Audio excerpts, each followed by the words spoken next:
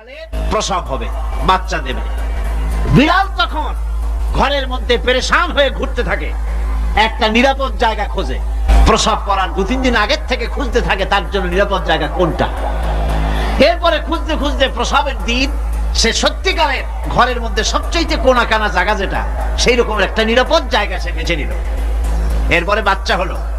বাচ্চা হওয়ার পর এই বাচ্চার উপরে কেউ যেন আক্রমণ না করে, শত্রু যেন তার জায়গাটিতে না আসে, এই জন্য বাচ্চাটার তো হাত দিয়ে মায়ের মতো কোলে নিতে পারে না, সে আস্তে করে খাটটা কামড়ায় ধরে যাতে করে বাচ্চা ব্যথা না পায়। ওইভাবে করে খাট কামড়ায় ধরে আজকে এই সিঁড়ির নিচে, কালকে ওই খাটের নিচে, পরশুদিন এই আলমারির কোনায়, এইভাবে বাচ্চাগুলি সরায় সরায় রেখে বাচ্চাকে প্রতিপালন করে। এই বিড়াল এই হেদায়েত দিলটা কে? যিনি দিলেন তার নাম রব, তিনি হচ্ছেন রব্বুল আলামিন। সন্তান প্রতিপালনের ব্যবস্থা শুধু দুনিয়ার মানুষকেই দেন নাই, প্রাণী জগৎকেও দিয়েছেন। সুবহানাল্লাহ।